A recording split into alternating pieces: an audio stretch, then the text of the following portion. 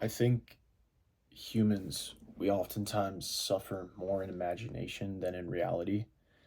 Um, I think that in a way, this level of consciousness has been a tragic misstep in the human evolution. I feel like a lot of times our brains make up scenarios or our own thoughts are ruining our experience as humans and sort of creating these experiences or this mentality or these situations that aren't actually real. They're simply in our own head. Um, and this is, been biologically and evolutionary advantageous to us. Um, like being able to think about possible situations that could occur and then anticipate and acting accordingly or being ready has certainly been beneficial for most of mankind throughout humanity, right? Like if you know that certain areas have more predators or like there's more animals or stuff like that, or if an animal does come, how can I prepare for that event? Like in the past that was certainly advantageous, but sort of in the society that we've established, it's like 2025 now. The society we've established, especially in a first world country, like I live in America, and everything, there's a safety net around everything. And so this high level of consciousness where we're actively thinking, and many would say overthinking, for me, certainly somewhat, almost creates like a fake reality. Like sometimes we take the smallest little things and we start to overthink the whole situation, and then we're suffering more in our own imagination, in the own sort of creative world that we've made in our brain than actually what's in reality. So I've had many jobs before, and one thing I've realized with a lot of the jobs that I've done is that I'll sort of get nervous about maybe a situation that I'm not sure how to handle. And it's not the biggest deal. It doesn't really it's not crippling anxiety or anything like that, but it's something that lingers in the back of my mind. And what I've realized is that almost those situations almost never happen. And it's really just me freaking out. And the times they do happen, it's not even a big deal. And this sort of carries on to many things. Like most of you guys probably went to school, right? And when did you have the most anxiety? It was like the night before and the day leading up to a test that you had. And it just doesn't really make that much sense, because how does like thinking about all this stuff and just like getting anxiety over it and suffering in our own minds really help us in situations like that? I mean, I guess you can make the argument that it forces us to study more or like to prepare more, but like dude, it's just school. It's really not that deep in my opinion. Maybe I could be wrong, but like it's really been advantageous for us for many most of like humans existence, but like in this day and age I feel like it almost hurts our existence and makes it worse. And obviously in some situations it's good, um but we're oftentimes just in our own heads and suffering when in reality things aren't that bad, right? It's like I think people said like the anticipation is worse than the actual event, right? Like if someone told you like, "Hey, hold out your arm, I'm going to break your arm," right? There's nothing you can do about it. You have to like, accept it, whatever. It's like if they made you hold your arm there for minutes, it's the minutes leading up to the break that would be worse than the actual break itself. Not saying that the break itself wouldn't hurt, but it's like our own mind is like running in circles, like trying to create some sort of reality. Um, and it just perception and mindset is reality, but at the same time it's not, if you get what I'm saying. And so it's like our own minds are against us. Like we are suffering a lot more in our own heads than what actually happens. It's like I remember there was a time when my first year of college, there was a girl I really liked at the gym, and it's like such a stupid basic story, but like I like the entire first semester and like half the second semester, I would just look at this girl in the gym, and I was always like too nervous to like go up and approach her or whatever. And one day, like one of my friends like just convinced me. He's like, "Dude, like it's not that deep. If she says no, she says no. Like, what do you have to lose?" And I was like, "You know what? You're right." And I finally worked up the courage to go and talk to this girl. And I went up and said like, "Hey, yada yada, whatever." Had the conversation. First thing she said to me was, "Why did it take you so long to come up to me?" And I was like blown away. Like I didn't try to show it on my face, but I was like, dude, I could have like been talking to this girl or whatever and established some type of relationship with her a long time ago. And like she was like just waiting for me to come up to her. I don't know how long or whatever, but like we'd been kind of looking at each other, giving each other like eyes for like since I had first gotten into college. So this is like months and months and months. And it was like in my own head, I was like making some sort of like questioning my confidence or whatever. And it was over nothing. And like I used to like get nervous when like I was like, oh, should I go and do it today? And then I'd never do it. So I get nervous and create some sort of suffering. Not that that's actual suffering, but you get what I'm saying. And it didn't even happen. Like it wasn't a part of it. And this sort of creates like a sort of like, I would call it a negativity bias, where it's like, you know, we continuously think of like the worst thing that could happen. In like in humans, I've heard this saying before. It's like, um, fear is 2 times greater than like the fear of loss is 2 times greater than the desire to gain. And so in like life, everything's like, it's like a plus or a minus. Like, does something help you or does it make situations worse? It's not just money. It's not, just like relationships. It could be like anything.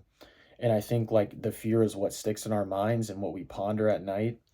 And because it's needed to be that for all of like human existence. Like we've needed to care more about the things we're scared of than like the desire to gain, because like just think simply in evolution. Like you need to survive, you don't need to thrive. And like organ like species, their whole goal is to survive, not necessarily to like build super advanced societies and have all this amazing stuff, because the bottom line is just reproduction, right? And like how do we get there?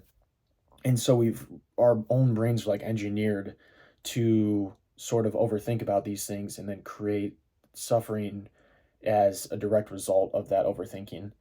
Um, and a lot of it stems from a lack of control. Like I feel like a lot of people, including myself, like oftentimes want to attach to something to be able to control the outcome. But the reality is most of life is not us controlling the outcome, but it's rather us reacting to that outcome. Like there's a quote that's by a Stoic. I don't know who it was, but a Stoic philosopher, who said like life is 10% things that happen to you and 90% how you react to them. And although I don't like fully agree to that, it does bear some type of importance. And kind of what I mean by that is, like you can only really control how you act and how you respond to things, not necessarily what happens to you for the most part. Um, and so your whole life is created by your own perception of yourself and like how you think. So if you think positively, your life is going to be positive. If you think negatively, your life is going to be negative. You can never have a negative mindset and have a positive life. It just won't work. It's just like a law of the universe. That's what I've realized. And when we start to think negatively about so many things, it's almost like we turn it into fruition. We turn it into like our imagination turns into the reality. Like if you constantly think that these bad things are going to happen to you, they're eventually going to happen to you, because you kind of, in a way, you attract what you are. So if you're like super negative and you're like bracing for impact, eventually the impact's going to come. Um, and I don't really have like any hardcore evidence to prove this. It's just like my experience with life, which like if you constantly think like you can never like get a girlfriend or whatever, like you just create that reality in your head, it's never going to happen, because you're never going to have the confidence to go up and talk to women. um or like if you don't think in whatever career you're doing, if you don't think you're going to make it, you're simply not going to make it. It's just not how it works. One of the commonalities between like greats, geniuses, like people that are at the top echelon of whatever industry or career pursuit they went at, one of the things almost all of them have in common, with the I would say with the exception of like nepo babies, but one of the things they all have in common is that they all believe in themselves. And that just more so points to the kind of what I'm talking about, where it's like you need to actually believe. And so if you don't believe, it's like the inverse of that, where it's like it creates a more worse reality and we're suffering more. But you know, in reality, things are just what they are, and oftentimes they're not bad. It's just how we react to them, or what we make of them. And so one thing I've realized and I've tried to work on is letting go. If you can detach from the outcome, if you say, hey, as long as I work really hard here, I believe that eventually, compoundly, in somewhere down the line in the future, things are going to work out. Then they will, because that belief. And so you need to let go of just the outcome. You need to think of just right now, what's the best thing I can do right now? And, if I study really hard for a test and maybe I don't get the A or I don't get a good grade on it, then sort of so be it. If you can actually teach your mind to detach from the outcome, you're not going to be suffering as much. And if you're so concerned about like the score you get on a test or whatever grade you get, oftentimes you're going to get a worse grade. I remember this happened once when I was in school. I was a sophomore and I was taking a math final, and I had gotten an A on every single test of the entire semester. And the final, I think I just needed like a C minus or something to get an A in the class, but I don't know what it was. I just would, and I knew, like, obviously I got an ace on all the other tests. I knew all the concepts, everything. But like there was something in my head where I was like so nervous and I was like overthinking the situation, and I was making suffering out of nothing. Like over what? Like a sophomore high school math test, like it's over nothing. And I went into that test and I remember like I don't know what it was, but like, the first like 10 minutes of the test I was like fine, whatever, and then I just started overthinking in my head, and then all of a sudden I lost my active recall ability. Like I couldn't remember any of the stuff that I'd studied for, even though like I'd already proven that I could do it. And I just remember like I completely lost everything, and I had to like do take the test as if I was the first time I was looking at it. Um, and so that's just an example. You guys probably have similar situations in your own life where it's like you're constantly in this situation where you're thinking about things a lot, and in that thought process, and if it's like negative, you're just suffering in your own head. If you're wondering whether or not you're going to make it 24/7 every night, then you're not going to make it because you just don't have the confidence, and perception is reality. So guys, understand that we do suffer more in imagination than reality. If you want to improve your life right now, learn how to control your thoughts. Learn how to let go and detach from the outcome and just focus on the positive things you can do right now. And this is going to create a better, more solidified, productive version of yourself. Um, I think if you start to implement some of these things, you're going to realize obviously it's easier said than done. It's something that I still struggle with and that I'm still working on. But if you guys continue to work hard and actively pursue a better mindset, and learn how to control your thoughts and think more positively, you're going to suffer less because most of your life is just spent in your head. It's just a solo game. That's all life is. You have friends, you have family, but ultimately at the end of the day, all you have is yourself and God. And so if you place your trust in God and your trust in yourself, then everything's going to turn out fine, and you can detach from the outcome and believe in God that He's going to lead you to where you want to be. And all this to be said, you're going to suffer less.